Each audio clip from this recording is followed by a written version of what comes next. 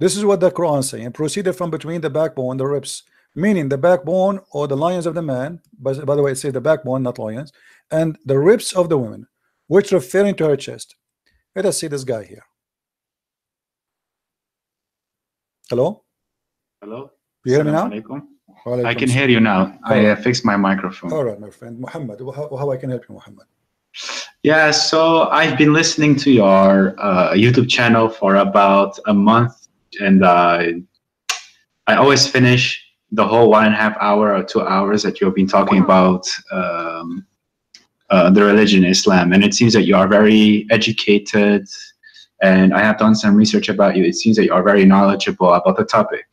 Okay. And I have some, I'm in doubt, so I'm just trying to confirm the things that you have already been saying. Okay. And basically, I've been thinking about, I heard that when Muhammad made up the Quran, it never got written down until he died many years afterwards. Is this true? Correct. Because I can't. Correct. Okay, this is correct. Yeah. Do you know? And but do you know why? Do you know why this happened? From what I know, it seems that he didn't really give a shit. And no. You see, in chapter, let us use a good words, the good language.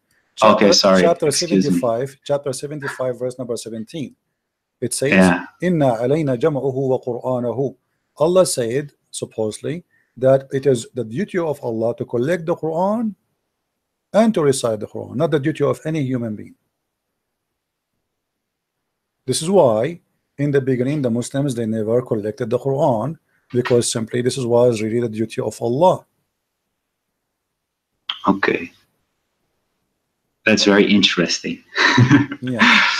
This is the first time I hear you talking about it as well. I don't Well, I know don't for talk sure. about everything I know, my friend. I'm like, you know, like go to the library. Unless you touch the book, you open it, you don't see what is inside, right? So you mention a topic, so we go there. So now here you notice here that Muhammad is claiming that the one who collect the Quran, it should be Allah. But this is proof Islam to be false, because never the Quran collected by Allah. Okay. Yeah, I've been trying to reach as much hadith and Quran since I've been listening to you, because every single time I hear you talk, I read the chapter you're giving us, and I'm just like blown away, because right now I'm nearing my 27th birthday, and my whole family is religious, and I don't know anything except Islam. And as I got older and I got more exposed to the internet, and as you said it, you walked for I don't know how many hours to a library to just read a book. When I came, when the internet became very available to me and I started researching my own religion, I felt that this is strange. It's very strange. So I'm just trying to collect as much evidence for myself to make sure that. How long you are listening to me today? I listened to you since the beginning of the broadcast. So you saw what happened with this gentleman before you, right? Yeah, Angelo. Okay, what do you think? Let us say if I am speaking to you, not him, from the beginning. What do you think? What is your decision will be after all of this?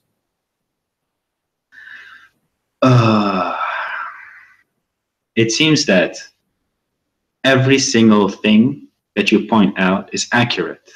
I cannot deny it, because it's plainly written there, and I can understand Arabic a little bit, but when I go by word for word and I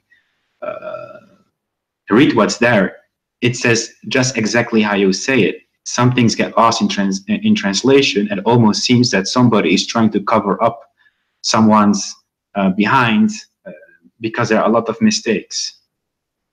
So what that will lead you, my friend? You are you are a smart person. You are watching, you are seeing. I never said something without showing proof, correct? Yes. And all is from Islamic website, Islamic translation, Islamic print, Islamic reference. Nothing. I don't use the Bible to prove anything. Yes. Okay. So now what you with your you are a growing man, and you know you are watching for long. Not only this video today, you are watching for long. So isn't it enough after watching all what I showed? Isn't it enough to prove to you that Muhammad, there's no way he's from God? That's true, but I have a lot of family members who I have discussions with, and sometimes it gets quite heated, and then I try to help others as well, and I try to see whatever I think is wrong or right. And it seems that sometimes they are still trying to, I mean, they're still able to convince me somehow. Look, like how? Give me an example how they can convince you. Like what? Like they say that some things are very hard to understand without the tafsir. But when I look at the tafsir, it seems that it's also rubbish. I find it very hard to pinpoint what's exactly wrong, because sometimes they give references and you can interpret it in certain ways because of Arabic language. I will give you a tafsir. What is your education, my friend? My education? What do you mean with like, education? If you go to school, like, do you have some education? Yeah, I currently busy with my university. Okay, so I have studied other things as well. So this is my third. Okay, that's degree. That's wonderful. So you are a person who went to school. You are not like a, with my respect to everybody, some people did not have their chance to go to school, right? I mean, yeah, exactly. Cool, yeah. But look with me. This is chapter Qaf, verse number 1. Qaf wal Quran al-Majid. You said you know a little bit of Arabic, correct?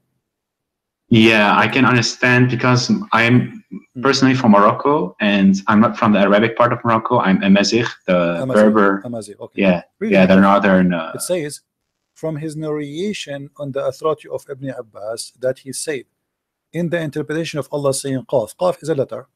Qaf, he says, it is an azure mountain overlooking this world, and the color of the sky takes from it. Allah swear by it. Now your family, they say to you, you cannot understand unless you read the interpretation. Okay, this is the interpretation. What we will do now? There's a mountain surrounding the earth, and it's blue, and the sky taking its color from it. Yeah, this is strange. Exactly how you point out many things. This is also what I stumble upon, and I notice that it's very incorrect and it makes no sense. I don't know what I need to do with this kind of piece of information that somebody spent so much time making this up. Very confusing. And there is no reason for somebody as a Muslim to lie about his religion, right? I mean, those are scholars, those are not Christians, right? Yeah, and exactly. Yeah. So if we go and have you ever heard of a scholar? His name is Ibn Kathir. Yeah, Ibn Kathir, I know him. Yeah. Okay, who is Ibn Kathir? Muslim, they say, some of them, they say that Ibn Kathir is a very big scholar, but you will notice that the Muslims, when they want, they like Ibn Kathir. When they want, they don't want Ibn Kathir. Have you ever heard of a chapter? It's called Al-Qalam. Not sure. Maybe I know the what's written inside, but not necessarily the chapter name. Let me show you the verses. Chapter 68, verse number 1.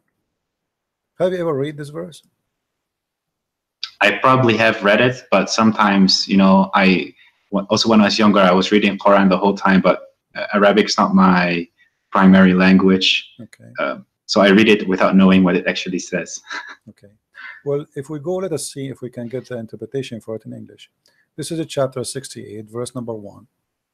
Let us go here.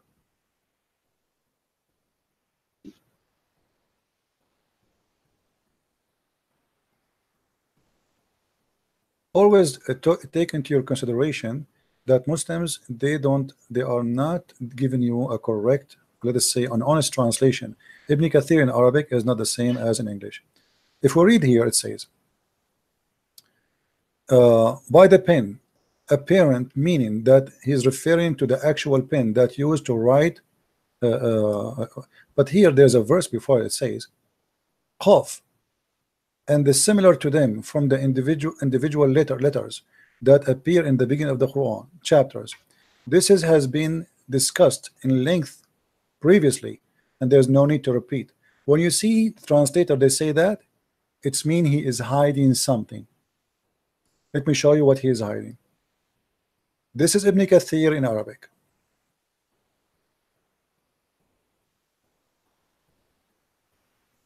It says here, and this is the official government website of the Kingdom of Saudi Arabia. And here you notice how they lie and they fabricate in the translation. It says,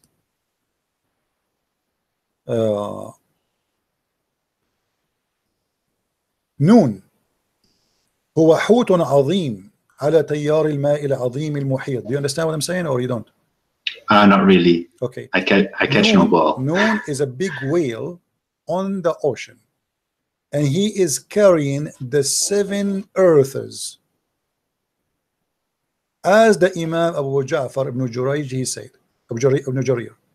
And then he continue, says, Allah, he created Noon, and he made the steam go up, and then from there he opened a hole in the sky, and he made the earth flat, and all of this in the top of the whale Noon. And then Noon, he start moving, so the earth start moving and shaking. So Allah, he decided to put mountains in the top of the earth, so the earth will not move. Where we can find that in the English translation? It's gone. Period. Yeah, I also experienced this. You are completely right. Yeah, and here let me show you. If we go to the chapter of Moon, the same chapter we are talking about, okay, which is 68:1. If we go here,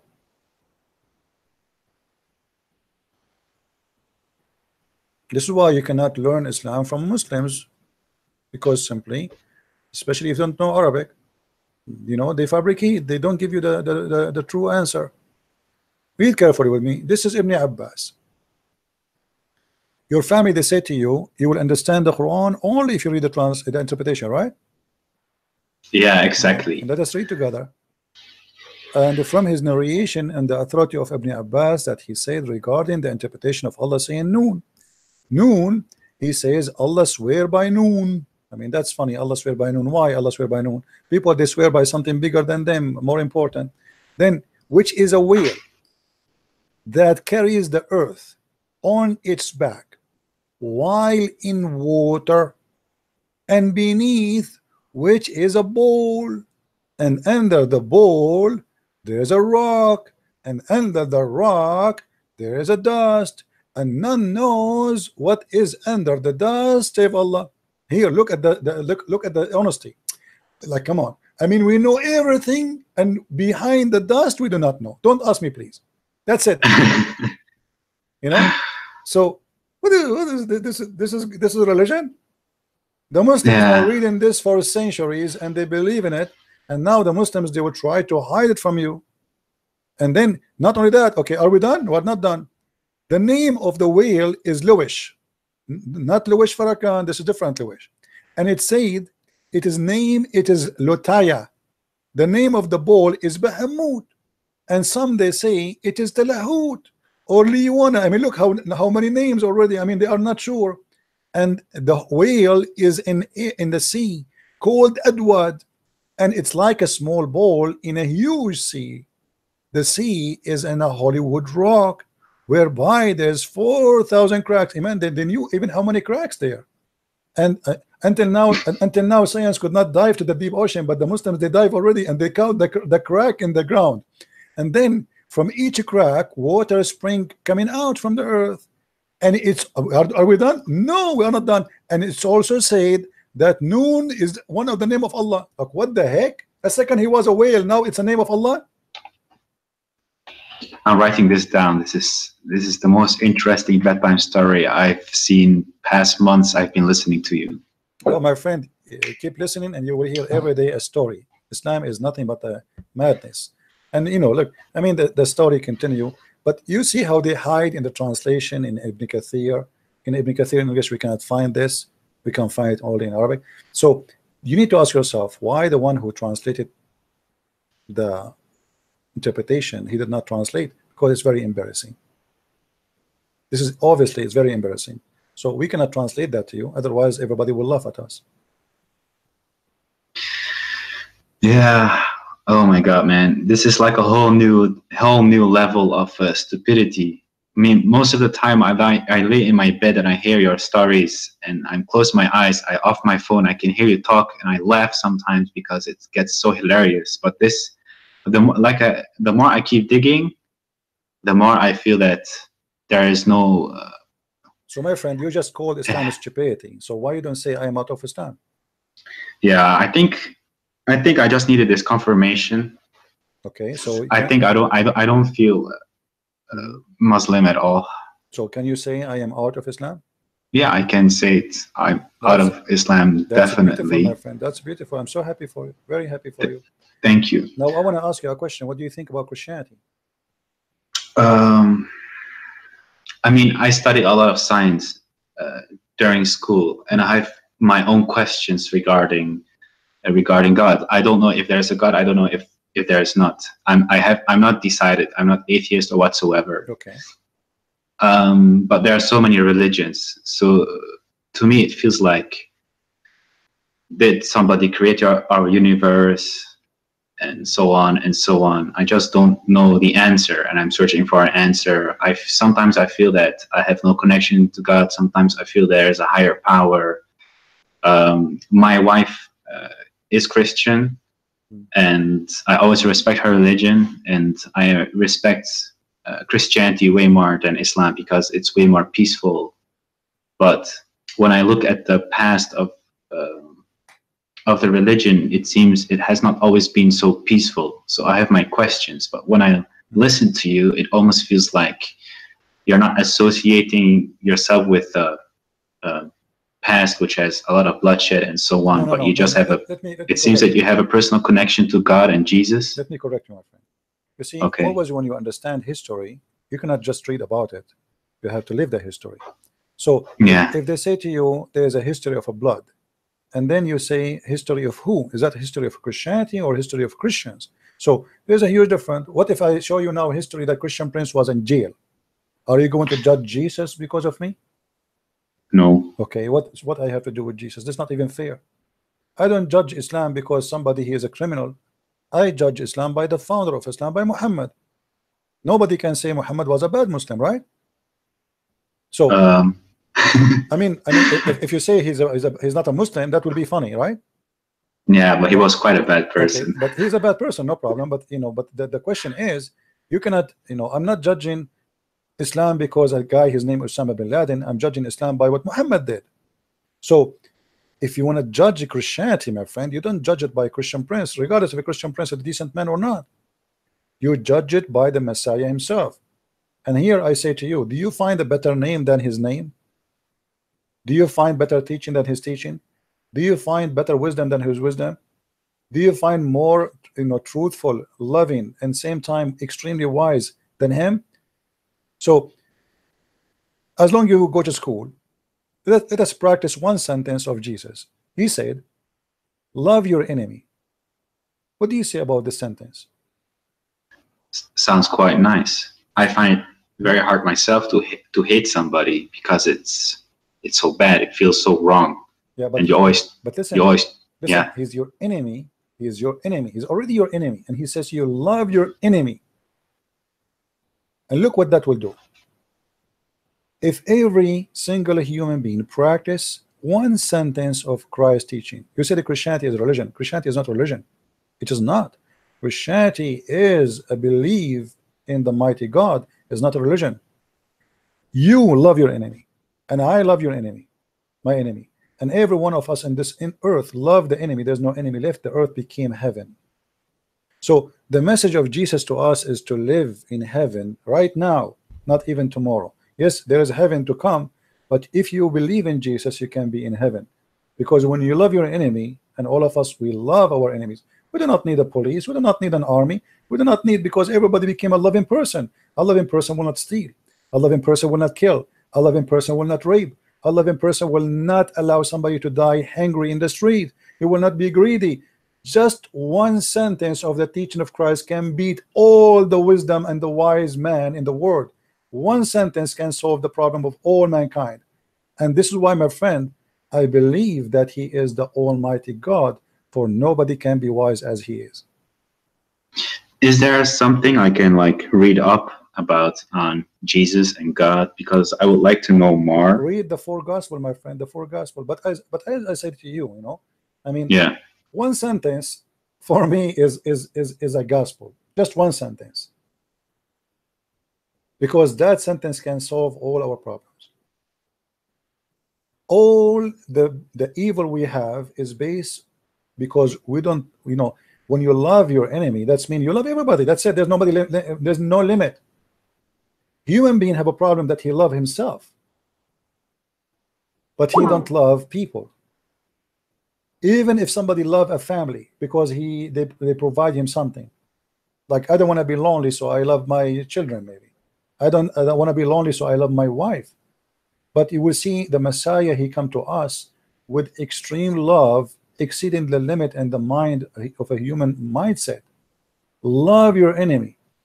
So we live in our world with love, and then love will come back to me. Because if I love everybody, then everybody love everybody, which means including me. I'm a winner.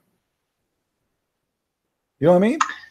Yes, I understand. But then on the other side, I have some atheists saying things like, but how can a God be so powerful? How can he make a stone bigger than himself that he cannot even carry? And if he cannot, then he's not the strongest, and so on. You see, this is because of their ignorance. Because Jesus, when he carried the cross, Jesus, he come to us as a normal human being, as a man. But in the same time, isn't it the Bible says that Jesus, he was controlling the nature. Jesus, he healed the blind. Jesus, he resurrected people from death. So they remember only that thing he cannot carry. So why so what? He is coming in the form of a human being. As simple as that. The flesh of a human being. He did not come as what they want, Batman. If Batman exists, that is God. I mean, so he is coming in a form of a human being, yet he do what no human being can do. So the silliness of some people sometimes that they pick up their cherries from all the story of Jesus. You remember only this one. If you want to be fair, remember the rest. Then I have another question. I understand your point. I absolutely do. Okay. In what form does God come? From what? In what form? What form? In what shape? In Christianity, God is a spirit. So our God, he can come in any form he wants, because simply he is God. He's Almighty. That's why we call it. What the word Almighty mean? Do you know? Yeah, the best there is. No, he can do whatever he wishes. So he can come to us as a man. Actually, the Bible says when the Messiah he was baptized, they saw like a spirit in the image of the shape of a bird, and they heard a sound say, "This is my only begotten son." So God, he can come to us in any way he wants. God, he came to Abraham as a man, and Jesus said, "Before Abraham, I am, and Abraham knows my day."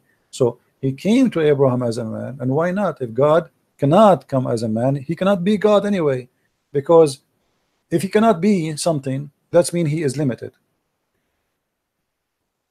You know what I mean? I understand. It sounds way better than what Islam has to teach when it comes to him having hands and sitting on a chair. The Quran says how Allah can have a son if you don't have a girlfriend. Yeah. So Allah saying he cannot have a son because he don't have a girlfriend. Our God do not need a girlfriend to have a son. Secondly, we don't understand that God, he have a son in a physical way, which means God, he have sex with the women, and then they give birth to a person. His name is baby Jesus. That's not the story. So the Quran always speak in a let us say in a very poor IQ, very poor IQ. Like you can tell that the one who is making the Quran did not even go to, the Muslims, they say that Muhammad was illiterate, right? But yeah, but you also said on his dying bed or whatever, when he was about to die, he gave me a piece of paper and pen or whatever. Actually, I don't agree he's illiterate. That's what the Muslim says, but that's not the question. Yeah. Illiteracy, my friend, is not about being, knowing how to write, how to read. Illiteracy is about being ignorant. And this is what the Quran says. The Quran never said Muhammad did not know how to write, how to read, but how you can, confirm to the ignorant, to say to them, your prophet was not illiterate. The Quran says that. You see, if you go in the Quran, the problem that Muslims do not want to listen. You go in the Quran, chapter 2, verse number 78. Can you see the screen? Yeah, I can. Okay. What the verse saying? We can change the translation if you want. I don't know what translation you like to read. We can go, let us say, Yusuf Ali. Yeah, it's any translation is okay with me. All of them, they are wrong, by the way. I don't take any one of them, but as always, we say customers come first. This is customer first policy. Okay, this is Yusuf Ali. Okay, and they are among them illiterate who know not the book. Do you see it? Yes. So who is illiterate according to Quran? The one who don't have a book, who do not know a book. Nowhere in the Quran says that illiteracy is about knowing or not knowing how to write, how to read. The Quran confirm in many verses, but Muslims are, what I can say, I don't want to say something, it's very embarrassing. The whole Quran says it clearly that the illiteracy the Quran speak about is about not knowing the true God, and you don't have a book. That's why the Quran called the Christians and the Jews people of the book. Yeah, I hear it quite often. Yeah. What does it say in Arabic when it comes to illiteracy? That's it. Ummi. This is, you see the word illiteracy is ummi. Here you go. This is the word the Muslim they say that Muhammad is ummi because it says in the Quran that he is ummi. But ummi is taken from the Jews. The Gomai in the Bible is the one who is, they are from the nations. They are not believers in God, so they call them illiterate. All those verses in front of us. It says and confirm that. As an example, it says here. Chapter 3 verse number 20, they say, and say to those who were given the scriptures, the Jews and the Christians, and those who they are illiterates. Do you see it? Yeah. Why they are illiterates? Because they are Arab pagans, they don't know a book. So here we can confirm that what the Quran and Islam teach about illiteracy is about knowing God. But those funny Abdul, they don't want to listen. So when I debate them, I say, okay, you want to say your prophet is illiterate? No problem. But I can't do, I give up. It's like somebody, he want to prove to me that his prophet is a donkey. Okay, I agree with you, no problem. Illiterate.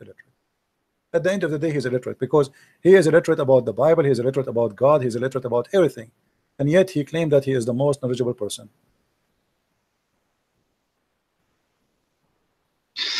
So right now I'm like 60% there.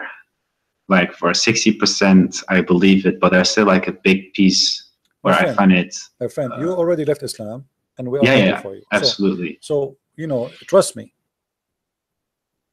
I am not going to invite you for something bad, which me myself am happy to have. If a Christianity, if being with a Christ is something ugly, nobody is forcing me. I live in America. I am a free man. I can be an atheist in a second. Exactly. So why in the world I want to believe in him? And I think you can tell I am not a low IQ person. Yes. So why in the world I want to believe in the Messiah? And why I want to invite you to believe in him? Let me tell you something, my friend. Your name is Mohammed, right? Yeah. Okay. Mohammed. Time go fast, and nobody guarantee what is going to be tomorrow. Tomorrow might never come. Maybe to me, maybe to you. I might go to sleep, never wake up. It happened to millions of people before us. It happened every day. Do we agree? Exactly. Yeah, that's true. So what is my guarantee that even tomorrow will come? I am invite you right now to accept the Messiah. The Messiah, he said clearly, there's no salvation but by me. I am the truth. I am the resurrection. I am the Alpha. I am the Omega. So I am inviting you now to accept, because this is an opportunity might not come to you tomorrow. You never know. Maybe an hour from now, me and you, maybe we die. Yeah, but how about if I feel that almost to a point that I'm trying to believe, but deep inside, I feel like I'm still not all the way there. So even if I would accept it, it still feels like I'm not honest. Because no, I don't want you to accept if you don't believe. Yeah. No, we don't do that. We don't say Shahada in Christianity. No. I'm not asking you to say I accept Christ if you don't accept Christ. You have to be honest, because even that, if you do that, still you're not saved. You're not saved. You know. Yeah. You have to say it from your heart. You have to be a believer. You know. The Messiah, he said, not everyone says to me, Lord, Lord. So saying to him, Lord, will not save you, my friend, unless you believe in him and you follow him. So I am asking you to believe and to follow, not to say I accept. Saying I accept is just to announce your belief, but not just to say a statement and that will save you. I understand. I understand you completely. So that's why I don't want to do like a false conversion. No, I don't want you to do that. Oh, yeah. When in about a week I might still have doubts, and then you know, I will feel that I will personally feel that, okay, I was not ready yet to do it. No problem. Because personally, like I said, my wife is Christian.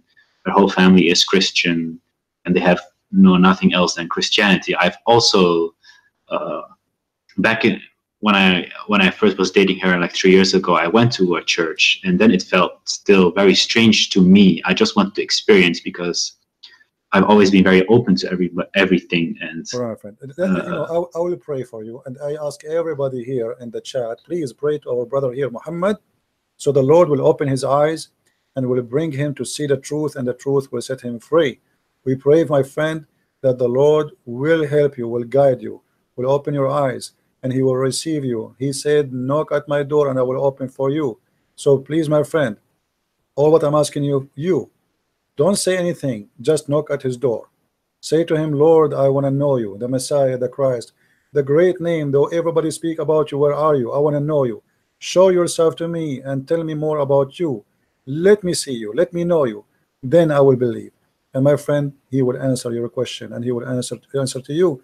And I will be happy to have you again in my program here. Anytime you feel you have a question, you want to talk to me, you want to say I accept Christ and give us the great news, or even says I don't want to accept, you are welcome to call me. Yeah, I really appreciate it. I really appreciate the prayers. I've been following the chat as well. I appreciate everybody being so nice and everything. I can really feel the warmth from the Christian community, and it's like completely different from Islam, where as soon as you have doubts, it's like kafir billah, you know, astaghfirullah, and that kind of stuff. So I definitely appreciate all the prayers, but to a certain point, I even envy people who have beliefs, because right now I feel like I'm without any faith. And like I said, I've always been searching, because sometimes I lay in my bed and I'm thinking, what is this all for? And it makes no sense. But then I'm thinking, I can just live my life and be happy. But right, my friend, there's always I'm happy for you. First of all, regardless what your decision. First of all, you did the right thing today. You decide to leave Islam at least, which means now you are ready to receive the good news. Because the first thing we need to do before we can build a house is to establish, let us say, the corners of the house, you know, the rocks of the house. And the rocks of the house cannot be built on sand. So now you got rid of the sand, and now you are seeing the rocks. So now you can build. So we prayed for you, and everybody is praying for you. And let us pray, all of us together, that soon the Lord, he will bring you, and he will make you, and he will help you to build your house. A house with your beautiful family, beautiful wife, children, to be all of you enjoying the word and the teaching of Christ. And you will see how amazing that life will be. Actually, there is something I did not share with anyone. All of you, you know, I was, for the last week, having very hard time, blood pressure. Even I bought blood pressure to see what's wrong happening with me. And I tried, I mean, really horrible. I cannot even concentrate. And then I decided yesterday to pray a deep prayer from my heart. And for sure, this is the deep prayer. It's about me. I said, Lord, I need my head. I'm using it. Please help me. And I woke up as if nothing happened in my life, as if I have no pain, as if, as you see, I'm speaking now for how many hours? I just made a prayer, and the Lord, He always is there. For sure, you know, some people, they might say to you, there's many people, they pray. The Lord, He always act in a mysterious way. When you speak really from your heart, when you are a person, especially if you know, if you are his servant, if you are his soldier, if you are a person not asking for yourself, then the story is different. So don't think about yourself as much you think about what is right. Think about what is right. Say to him, Lord, please show me what is right. It's not about you. It's not about me. It's always about what is right. Absolutely. If there's a God, I would absolutely want Him to guide me and achieve the most I can in my life and make as many people happy around me as well. And I'm, from my profession, I'm a social worker. Helping people is the only thing I do. So it's a nice feeling to help other people and to pray for other people as well. But the last time when I experienced such thing, when I was still religious, because then I still believed in some kind of God, and now, like I said, I'm still searching, and I really hope I can find God, and I will. My friend, I will be happy to receive. I'm not going to, because I feel like I'm putting pressure on you. I don't want to do that. So, no. I don't feel any pressure at all. Sometimes when I hear you talk to people, maybe they feel pressure to immediately convert. I don't feel that. I'm very outspoken, and I always try to be honest. And I also heard you yelling, Abdul. It's okay, for me, it's maybe funny, but for you, you're having high blood pressure, you know, then I also feel very sad for you. But I completely understand your point. And I think this is also the right way for me to be deciding it on by myself and coming to a conclusion by myself. All right, I agree with you. And I will be happy again to hear you soon. Let me know if you need any help. And with this, I will say good evening or good night for you. And I hope to see good news from you soon. All right? Yeah. Before you go, I advise you to start reading the 4 Gospels. You know, just read them. But when you read the Gospel, my friend, try to read to know, not to judge. You know, which means try to learn. I mean, I'm learning now about who is this Christ, what He's talking about. So open your heart and don't be a person who is like consider this as a book of a novel, or you know, this is not. So you have to read it in very special way, and try to live the story, not only to read the story. It's like, you know, try to make it like as if you are watching a movie, and you are in the movie, not a person who is standing in front of the screen. So try always, when you read something, the Messiah, He said, try to imagine yourself, you are between those audience, and then you can understand better. Okay, I will absolutely do that. All right, my friend. Thank you very much for calling. Anything I have one last question. Which language do you recommend me to read it in? Well, I don't know which best language for you. What is your best language? English? No, Dutch is my best language. Then you read it in the best language, because you have to understand it perfectly. Always translation, by the way, is going to give some limitation, but with the help of the Lord, will be good. Is it possible to find it in the original scripts? Because you have to read it, and then you don't speak the language. Do you speak Hebrew? Do you speak Greek? No. But I know people who can, though. Yeah, but it's you who's going to read it, not them. Yeah. You know, so it's better to read it in the language, best language for you. Okay. And Christianity is not like Islam. You have, like, you know, they pray in Arabic, but yet you don't understand Arabic. You know, I mean, you can pray in any language you want. You know, you can pray even without saying any word. It's almost like Allah only understands Arabic. Right, because this is the God of the Arab. You know, it's an Arabian religion. Yeah. Anyway, my friend, thank you very much for calling. Okay, man. Blessings to you. I hope you can manage our high blood pressure. Don't let those God is good. ignorant people make you angry. Always try to calm down and don't get your health like what you can in a bad shape or whatsoever, because sometimes they can really hear you yell so much, and I feel so sad for you. So please, what we can do, sometimes I feel sorry for them, and I lose my, at the end of the day, I'm I'm a human like everybody, and you lose your patient. I mean, you repeat the same stupid thing and still somebody don't want to get, and that's what make you upset. But they are so indoctrinated. But I think the small things that you say to them, it still plants a seed in their mind, and they will start to doubt. And as soon as they research themselves, that's what happened to me.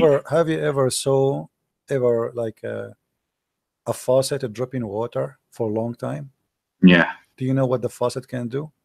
A drop of water in the rock downneath is going to make a hole. Yeah. And that's what we do here.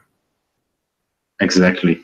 Thank you. That's why I also try to do the same thing what you do to other people around me now that are also still Muslim, because I still see too many Muslim people do crazy things just because of their religion, even though they live in Western Europe and they believe in a faith which is not compatible with the life they're leading here right now, because of the riba and all the crazy things, the hijab, people missing opportunities, job opportunities just because they have to wear the hijab, parents hitting their children. I've seen everything myself. I've seen the bad side of Islam because I've lived it for so long, and it's really horrible to see it.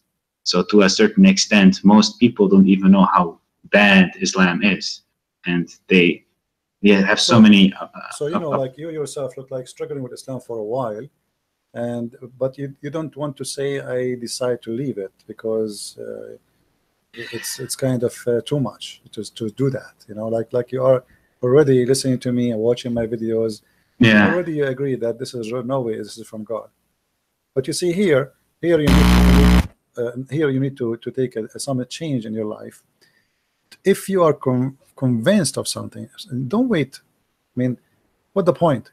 Just because my family they believe in the same thing? It's because of my parents. I feel very sad for my mom, because sometimes when I make a small hint, my mom is like 70 plus, and I cannot.